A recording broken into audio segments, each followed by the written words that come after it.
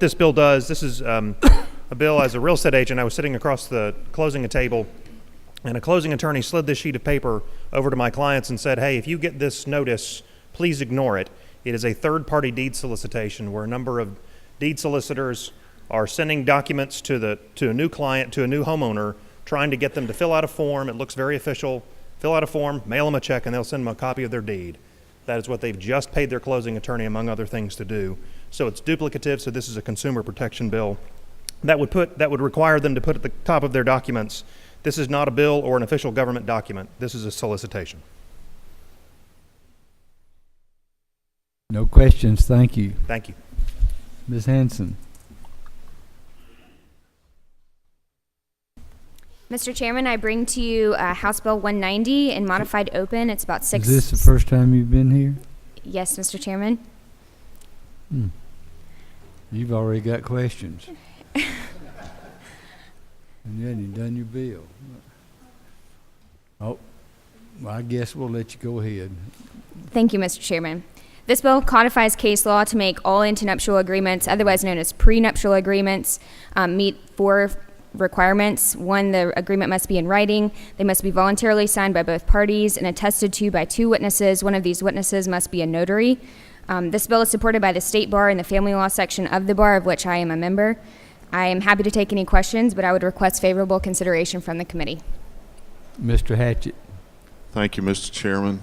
Ms. Hanson, in the spirit of today, and being that I'm from Lawrence County, can you go over a little more about what antenuptial is? I've heard of prenuptial, but are they the same? They are. Okay. Right. They are. Thank you. Ante is pre. Happy Valentine's Day. Mr. Martin. Yes, Mr. Chairman, I was just wondering if the lady, I know it's her first time before the gentleman's committee, but we'd wear a badge to be recognized as a member of the body, wouldn't we? Oh, she's got it over there. I was just asking that for the Secretary of the Caucus. He is her mentor, I believe.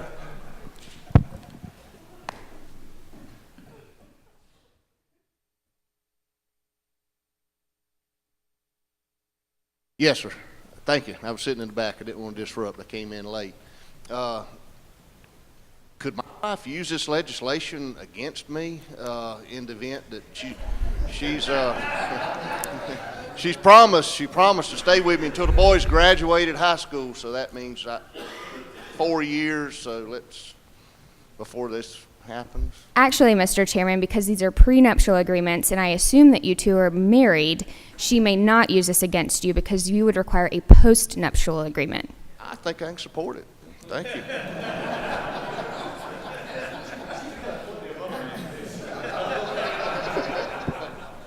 Mr. Setzler. Mr. Setzler. Mr. Chairman, isn't it true that when former Representative Hamilton tried to pursue a line of questioning like this against Representative Beskins, she slapped him down just like Representative Hanson slapped these gentlemen down? Isn't that true? Yeah.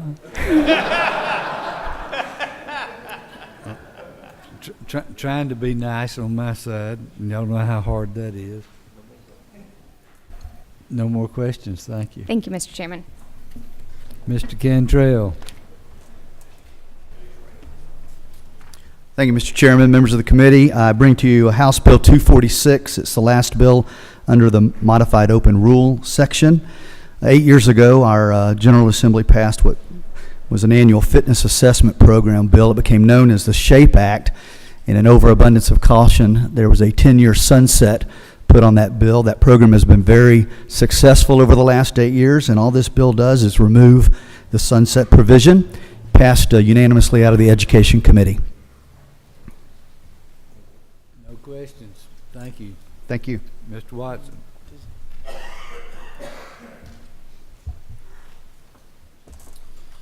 Thank you, Mr. Chairman. Members of the committee, I bring before you HB 117. It's under structured rule, third one down.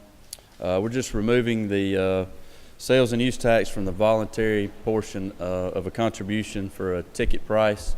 It's mainly dealing with the charitable organizations. If you have a ticket price of $75 and you write a check for $100, the balance will be exempt.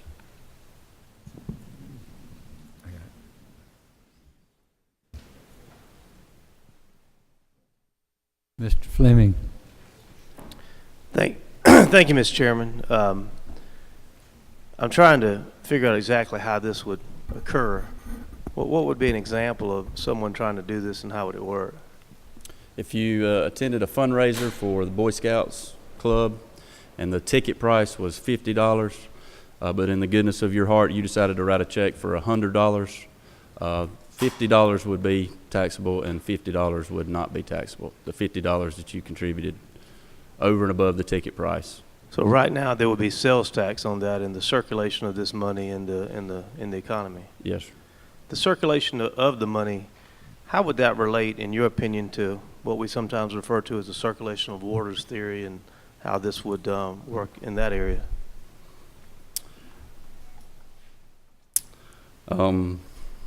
Answer the question. Maybe you need to read up a little bit more. Yes, sir. No more questions. Thank you. Appreciate your support. Ms. Price. Good morning, Mr. Chairman, members of the committee. I bring before you this morning House Bill 162 in the middle of modified open rule. This bill came before us last year. It was passed in the House, got stalled in the Rules Committee in the Senate.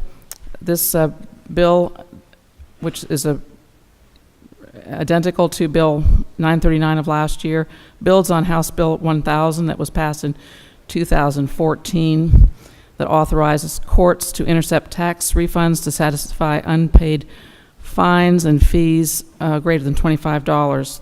This bill actually permits the AOC to transfer or pass intercepted tax refund amounts to the court to which the debt is owed prior to final determination. So, in other words, it adds a specific court as a fiduciary of funds pending appeals in addition to the AOC. I ask for favorable consideration, and I'm willing to answer any questions. Let me see if I understood what you said. It got hung up in rules in the Senate? Yes. What happened? You didn't kiss his ring? I tried, but he was busy that day. He probably couldn't hear it for all the music he's got playing over there. Apparently heard something from y'all that I had too many bills, so he decided he wasn't going to participate. He might have heard that from me. I think we've had this conversation. No more questions. Thank you. Thank you. Mr. Belton.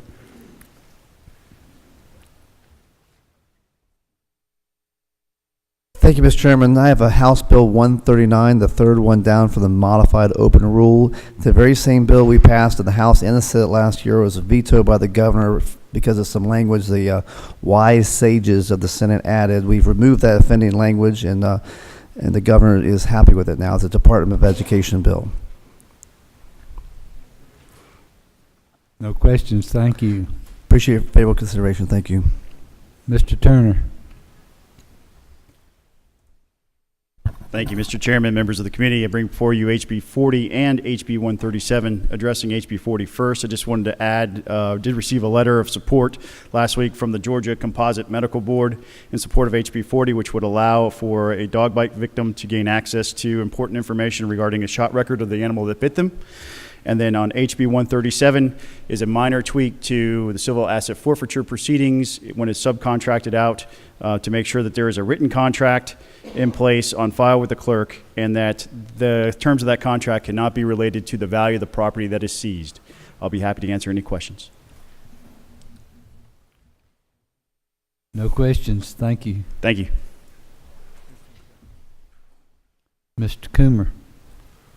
Thank you, Mr. Chairman. I'm asking for House Bill 185 under modified open rule, which is the probate court judges bill that allows associate or clarifies that associate judges of probate court can also serve as JAGs in the National Guard and Reserve Forces of the military.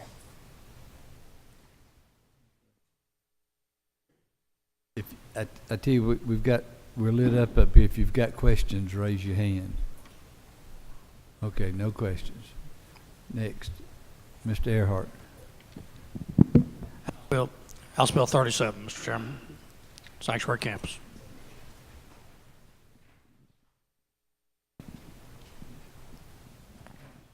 Any questions? Ms. Dempsey. Yes, Mr. Chairman, I bring to you House Bill 198 on the bottom of modified structure. This is a bill to educate parents and guardians in grades of children in grades 6 through 12 to receive educational information on flu shots, the same way that we pass legislation on meningitis vaccines as well. No mandate to take the shot, just to inform from the CDC website, can be loaded onto a school website or in handout materials. And if you haven't heard out here from your constituents how many children have missed school, particularly in the last 2 weeks, y'all, we got an epidemic, I think. Mr. Powell. Thank you, Mr. Chairman. I bring to you House Bill 61. It's under structured rule. This would provide a mechanism for the state of Georgia to collect sales taxes on internet sales that originate outside the state of Georgia. Well, that's a good bill. Oh, I'm on that one, aren't I? Any questions of Mr. Powell? Raise your hand. No questions. Mr. Stevens. Thank you, Mr. Chairman. House Bill 125, which is structured rule, creates a brand new industry in coastal Georgia for the mega yachts. We did something similar to the aircraft industry. Should create several hundred jobs and something that's very unique in all of the coast of the U.S.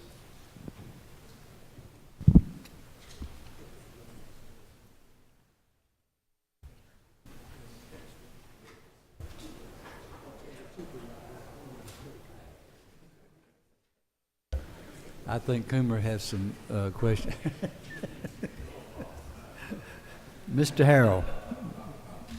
Chairman, members of the committee, House Bill 195 passed the House last year 164-0, stalled in the Senate.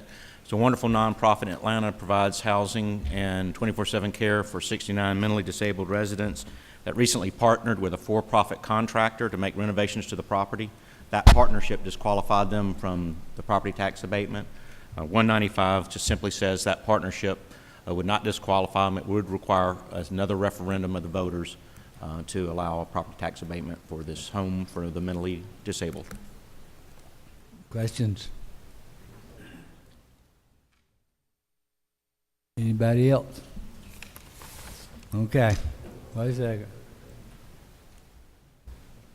Mr. Rogers. Mr. Chairman, I'd like to put my name by 139, the school system transparency thing.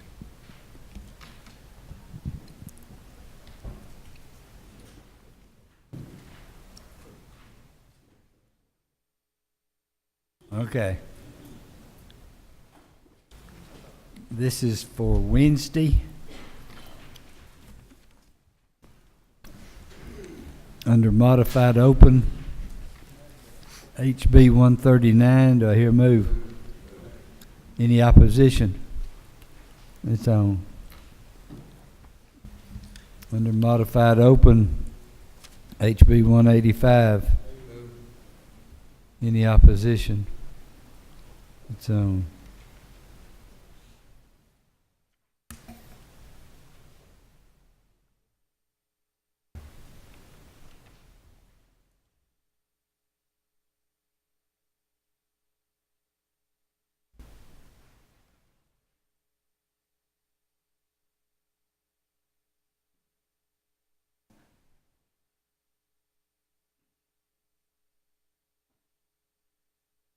Under structured, HB 61. Any opposition? It's on. Under structured, HB 117. Any opposition? It's on. Under structured, HB 195. Move. Any opposition?